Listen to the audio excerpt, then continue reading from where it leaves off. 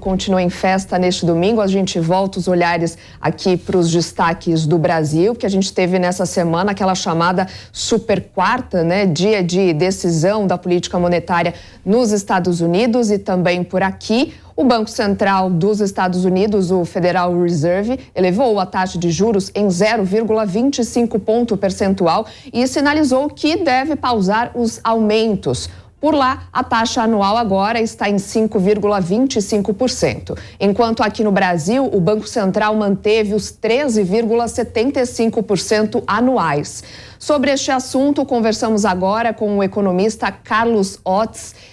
Muito boa tarde, obrigado pela sua presença aqui com a gente. Boa tarde, Soraya, é um prazer estar aqui com vocês. Prazer é todo nosso. Bom, começar falando da taxa de juros lá nos Estados Unidos, né, que está elevada e a gente sabe que acaba influenciando para a nossa economia. Queria que você contextualizasse um pouco o que a taxa dos Estados Unidos pode interferir aqui no Brasil e trazer algumas tendências, né, daqui para frente. Olha, Soraya, o Fed, como você comentou, ele é o Banco Central americano, mas internamente aqui no mercado financeiro a gente fala que ele é o Banco Central global, né?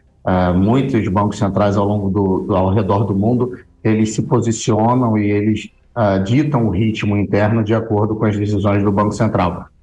Seja direto ou indiretamente, quase toda a economia do mundo depende muito da economia americana por conta da sua força de consumo. Então, existe essa dependência em níveis diferentes, mas de fato existe essa dependência também de um sucesso e um vigor da economia americana para todas as economias ao redor do mundo. Como você comentou, né, lá a taxa de juros funciona de uma maneira um pouquinho diferente da nossa. A nossa você tem uma meta estabelecida, lá você tem um spread de meta, então esse spread foi ajustado para 5, entre agora, 5 e 5,25.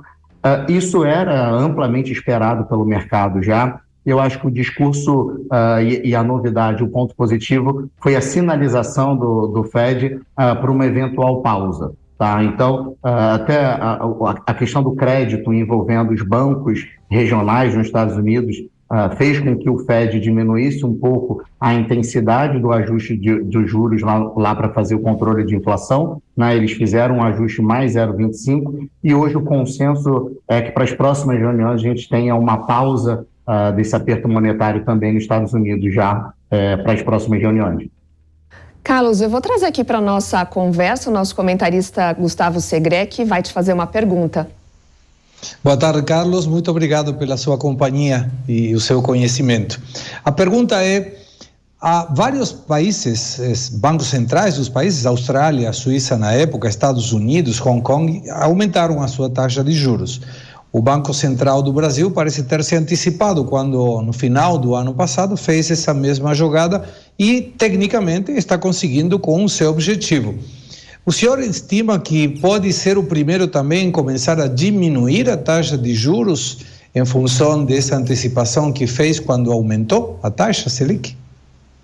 Boa tarde, Gustavo. Prazer estar aqui com você também. Acredito que sim, tá? Acho que o mundo pós-Covid ele enfrentou um grande desafio e lógico que isso não é um mérito, não é algo para se comemorar, mas enfrentou um desafio que para nós brasileiros já era conhecido, que era o desafio da inflação.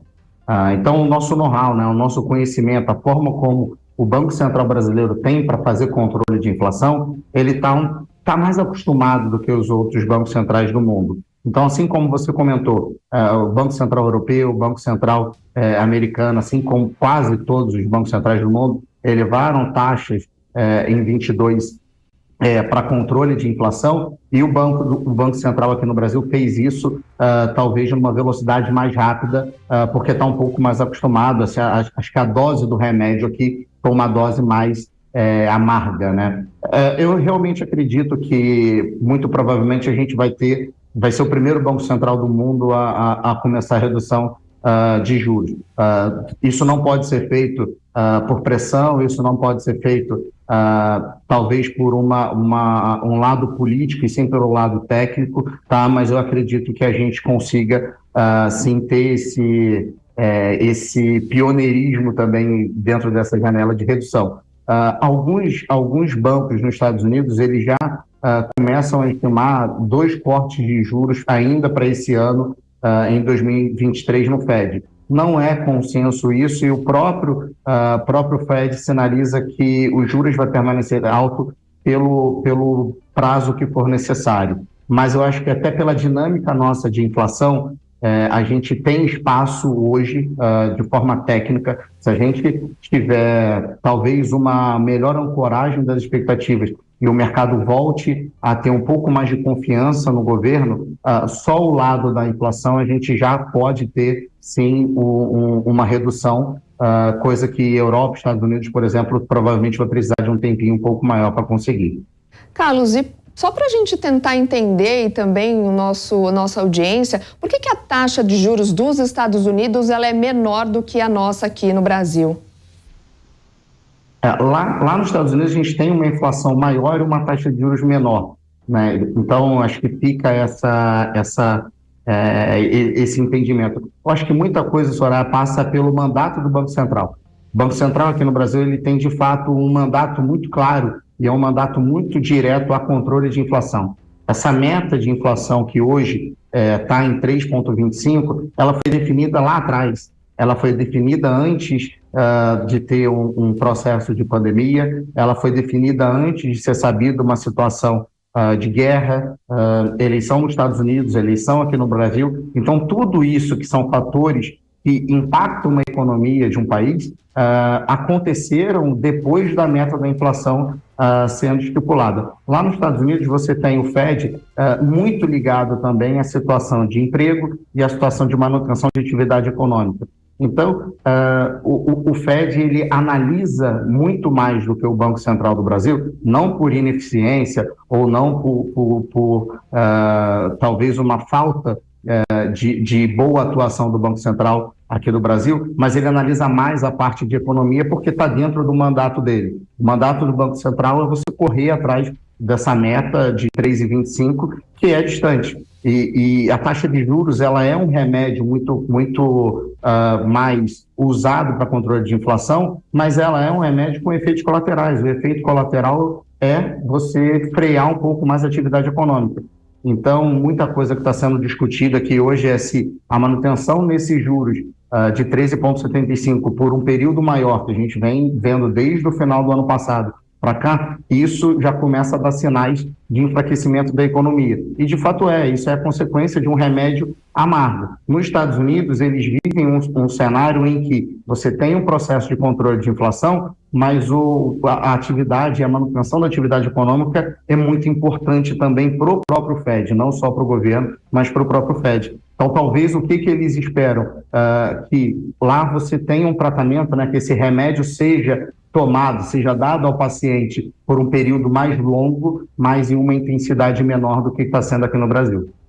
Essa meta de inflação, né, do Banco Central americano que você comentou, eles pretendem chegar a 2%, né? Mas a gente viu nos últimos dias bancos norte-americanos quebrando, né? Isso pode influenciar nessa decisão para que eles consigam chegar nessa meta de inflação? Na verdade, o problema bancário que está acontecendo nos Estados Unidos ele é um problema muito mais regional do que envolvendo os grandes nomes, como a gente viu a situação do Credit Suisse na Europa. Então, ali você acaba tendo o Fed, o próprio FDIC, que funciona como se fosse o nosso fundo garantidor de crédito aqui no Brasil, atuando para dar uma maior estabilidade a esses bancos menores, esses bancos regionais. De fato, Soraya, isso aconteceu já, tá? O próprio Fed, em diversos comunicados, sinalizou de que a taxa de juros terminal nos Estados Unidos, que é esse 5 a 5,25, ela já foi influenciada pela situação do crédito bancário e a situação do sistema financeiro bancário nos Estados Unidos. Então, a tendência é que se esse evento não tivesse ocorrido, na verdade não tivesse ocorrendo ainda, né, porque não se encerrou, a gente pudesse ter aumento de juros em níveis maiores do que esse 5,25 que hoje é sinalizado pelo mercado. Tá? O próprio Banco Central aqui do Brasil também trouxe no seu comunicado na semana passada, a ata sai agora na terça-feira, mas em seu comunicado na semana passada, essa questão também envolvendo o crédito, envolvendo os bancos regionais nos Estados Unidos. Então, isso é um assunto que não está pautando somente as decisões do Fed lá nos Estados Unidos, mas o próprio nosso Banco Central aqui trouxe isso para a conversa também. Segré, sua pergunta? Sim, vou tomar uma resposta do senhor para que possa nos ajudar com uma frase. O senhor mencionou que poderia diminuir a taxa de juros um pouco mais rápido se o mercado tiver confiança no governo. Poderia nos ampliar essa confiança no governo? O que deveria mostrar o governo para dar essa confiança? Sim. A situação fiscal, aqui no Brasil, acho que toda vez que a gente envolve o mercado financeiro, e isso tem acontecido nos últimos anos, a gente vê uma palavra junto dela, que é a situação fiscal do Brasil é comprometedora. E a situação fiscal, ela vem junto com uma palavra que é responsabilidade fiscal, né? O que a gente precisa? A gente precisa ter regras e ter a certeza de que o governo vai ter responsabilidade. Então, que o governo, e é uma conta simples, tá? Que o governo, ele consiga gastar menos, que ele consiga cortar gastos, que ele consiga ter responsabilidade no uso da máquina, do recurso. Quando você começa a sinalizar isso, o mercado ele volta a ficar um pouco mais confiante. Porque o que o mercado precisa? O mercado precisa fazer conta, analisar se os prêmios de risco, se as aplicações, se o futuro do país é algo saudável, é algo previsível. Toda vez que você deixa o mercado no escuro e que essa previsibilidade ela vai embora, o mercado fica mais cético, ele fica com medo. E o mercado com medo, ele age pouco ou ele não age. Então, para a gente voltar a ter um pouco mais de confiança, o que a gente precisa é previsibilidade sobre a situação fiscal, de gastos e arrecadação do governo. O que tem se falado muito são promessas. Olha, a gente pretende gastar menos, a gente vai cortar gastos e a gente vai aumentar a nossa arrecadação. Mas, de fato, isso de concreto não aconteceu ainda, né? No próprio arcabouço fiscal apresentado pela equipe econômica, eles estimam uma arrecadação de 150 bi, mas ainda não se sabe de onde que vai surgir esses 150 bi de aumento de arrecadação, sem que isso venha junto com um aumento de carga tributária, e que é péssimo para a economia, né? Você não pode aumentar a sua arrecadação aumentando a carga tributária, que no Brasil já é alto. Então, tem a questão do ICMS, que essa semana teve a novidade que o Mendonça voltou atrás. Então, nas contas do governo, isso poderia adicionar aos cofres públicos algo próximo de 90 bi, mas de fato você precisa ter regras e você precisa sinalizar para o mercado qual que é a estratégia para eu ter um equilíbrio fiscal perene. E, Carlos, nesse cenário também ainda falando de falta de confiança, o empresário acaba adiando os investimentos e a geração de emprego também fica estagnada, né? Não só pela incerteza, tá, Soraya? Acho que o momento dos juros, aí sim, de fato, é um momento de juros que retrai muito investimento. Você tem hoje uma taxa Selic de 13,75, então o empresário, para ele fazer uma expansão, para ele contratar, para ele ampliar as suas linhas de negócio, ele muitas vezes precisa acessar crédito. E o crédito, ele muitas vezes é acima dessa taxa referência do 13,75. E a gente sabe que poucas empresas e poucos setores têm uma margem de lucro que supere isso. Então, se você tem um empresário, uma empresa com uma margem de lucro ali de 20%, se ele tiver um custo de capital de 15%, espreme muito o risco desse empresário, ele aumenta muito. Então, o que ele prefere fazer? Ele prefere ficar com uma estrutura um pouco mais enxuta, ele prefere até muitas vezes dar alguns passos atrás, diminuir custos, porque ele não sabe se ele vai precisar de recursos daqui a pouco, ele não sabe se a economia vai continuar sendo consumida. A nossa economia aqui no Brasil, até dependendo um pouco da classe, mas ela é altamente dependente da inflação. Então, se a gente continuar tendo uma inflação alta, juros altos, isso impacta diretamente em todos os resultados da economia. Então, o empresário, ele não só fica inseguro por conta da falta de previsibilidade para frente, lembrando que nenhum setor, nenhuma empresa vai abrir uma unidade ou vai abrir uma fábrica fazendo conta do que vai acontecer daqui 6 meses, daqui 1 ano. Né? A gente faz uma conta do como vai estar o país e o que eu espero de demanda, o que eu espero da economia pelos próximos 3, 5, 10 anos. E quando você não tem essa previsibilidade dos 5, 10 anos, você tem muitas incertezas e a cada 15, 20 dias, muda-se o que está sendo discutido, o que o empresário prefere fazer? Ele prefere ficar de fora, ele não prefere colocar, na verdade, os recursos dele em risco, né? Tem um ditado no mercado que diz que, muitas vezes, quando não se sabe o que fazer, a melhor decisão é não fazer nada. E isso diretamente impacta de forma negativa a economia. A economia, de uma forma geral, ela é muito influenciada pelo que acontece, né? A gente teve pandemia, teve a guerra da Ucrânia e até mesmo o ambiente político saudável acaba influenciando, né? Quanto as crises internacionais podem influenciar também nessa relação com a taxa de juros? Impacta demais porque você tem hoje uma economia altamente interligada, né? O Brasil, ele é um país exportador, então o consumo global, ele impacta, né? O mundo crescer menos impacta na nossa economia, o mundo crescer mais impacta na nossa economia. As próprias relações entre os governos impactam diretamente na nossa economia. Mas, Soraya, acho que o Brasil perde muita oportunidade, muitas vezes, por criar as próprias crises internas. Então, as crises globais e os ambientes mais desafiadores que o mundo vive, a gente enfrenta junto. Mas quando o mundo ele começa a ficar um pouco mais calmo e as situações elas começam a ser favoráveis, uma janela favorável para um país de característica como o Brasil, a gente cria nossas próprias crises e a gente começa a ter muita perda de oportunidade de crescimento. Tá? Muitos investidores falando que quando você tem uma eleição de um governo democrata nos Estados Unidos, por exemplo, os países emergentes eles são mais beneficiados por conta da dinâmica de relações de governo. Então, isso é algo que poderia favorecer o Brasil. Europa com inflação ainda um pouco mais elevada, Estados Unidos com inflação um pouco mais elevada, China com uma meta de crescimento no menor nível da década.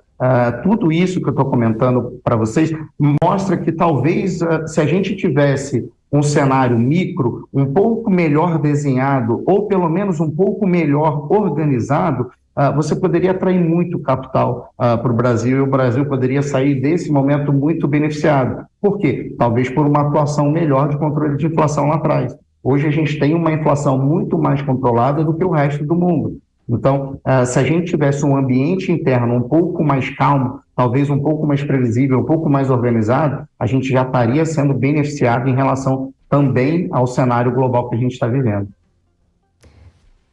Agora vamos voltar aqui, né, para o cenário brasileiro, porque o Banco Central então manteve a taxa em 13,75%. Queria entender, né, o que isso significa? Não aumentou nem diminuiu, manteve nesse mesmo patamar que é considerado alto, né? A decisão do 13,75 para a reunião da última quarta-feira, ela acabou sendo consenso. Acho que poucas pessoas no mercado imaginavam um resultado diferente desse, tá, Soraya? Eu acho que o que fica é muito mais o discurso. Na terça-feira agora vai ter a ata do Copom sendo divulgada, a gente vai conseguir entender um pouco mais o que foi debatido e os pontos que foram analisados, mas eu trago um destaque que nesse comunicado que saiu na quarta-feira, logo após a decisão de manutenção da taxa, o Copom ele trouxe uma referência não só à situação do crédito nos Estados Unidos e até a situação de crédito que a gente viveu aqui no Brasil pós-evento Americanas, né? Americanas em janeiro, discussão com os credores que a Light vive, né? A Light no Rio de Janeiro vive também, é uma situação de aperto de crédito para muitas empresas aqui no Brasil, que isso poderia ser um indicador que não estava nas contas, né, nas métricas do Banco Central, não estavam sendo levados em consideração lá atrás, e isso poderia segurar um pouco mais a inflação. Além disso, um destaque que foi trazido foi o preço das commodities no cenário global. Então, como comentei, o Brasil é um país exportador. Então, o preço da commodity, ele diretamente impacta também na nossa inflação. Impactando na inflação, você talvez dê um pouco mais de conforto para o Banco Central do Brasil iniciar, né, o Copom, iniciar um novo ciclo de redução. Vale lembrar que o preço do boi gordo ele vem recuando e isso tem jogado a inflação para baixo. A Petrobras já reduziu de novo o preço de diesel e combustível. O petróleo, por mais que tenha subido no final da semana, mas também está em nível bem menor do que estava na última janela de observação, assim como o minério de ferro na China. Então, acho que esses dois destaques no comunicado são destaques que o Banco Central traz de novidade em relação a algo que poderia forçar a inflação para baixo, e isso sinalizar o início do ciclo de redução de juros, que é o que a gente espera e aguarda também. Mas na terça-feira tem a ata sendo divulgada de forma mais completa, e a gente vai conseguir ter uma análise um pouco mais ampla do que foi discutido. Carlos, o Segré vai te fazer uma última pergunta. Carlos, o Congresso está dentro da pauta que controla ou que pretende colocar, a partir de uma sugestão do governo, o arcabouço fiscal e a reforma tributária.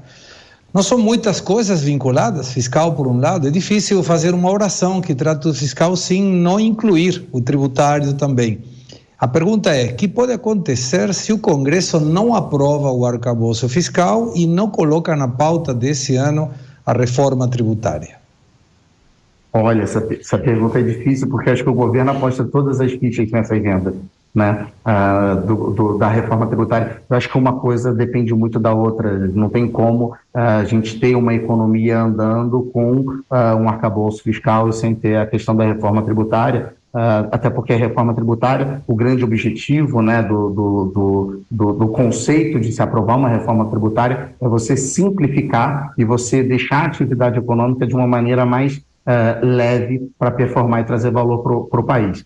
O Haddad está muito confiante. O Haddad, acho que na segunda-feira, né, amanhã, vai para o Japão para participar da reunião do G7. O Brasil não faz parte do G7, mas assim como Índia e Indonésia, foi um dos países convidados a estar lá. E na cabeça do Haddad, no retorno dele ao Brasil, né, o Lira está nos Estados Unidos, e no retorno do Lira também, eles já vão colocar na pauta a discussão do arcabouço. Eu acho que são duas pautas que têm apoio. Eu acho que o texto vai ser modificado, ainda precisa de algumas negociações, mas tem apoio porque de fato são necessidades do país. O país precisa pautar isso para conseguir ter uma economia mais leve, uma carga tributária um pouco mais simples. Acho que a discussão que está acontecendo, que o Haddad explicitamente já falou que não faz sentido, é ele ter a questão da criminalização do presidente caso as metas não sejam atingidas, né? Então, não quer trazer responsabilidade para o presidente. E isso daí vai muito em linha com o que o mercado, no caso do arcabouço fiscal, com o que o mercado acredita. O mercado absorveu os números trazidos pela equipe econômica com muita incerteza sobre a real, na verdade, de que maneira o governo vai conseguir atingir esses números. Os números apresentados são números ok, são números bonitos, mas de que maneira essa beleza vai ser colocada em prática? E aí, quando você tem o ministro da Economia, na verdade, não defendendo a responsabilidade pelo atingimento desses números, talvez você corrobore um pouco com a tese de que esses números, eles são um pouco utópicos, tomara que não, mas é o medo do mercado ainda, né? Sobre a manutenção das taxas de juros nos Estados Unidos e aqui no Brasil, conversamos com o economista Carlos Ortiz. Muito obrigado por sua participação. Até uma próxima. Um bom domingo para você. Eu que agradeço. Bom domingo a vocês. Obrigado também ao Segré. A gente volta a conversar daqui a pouco.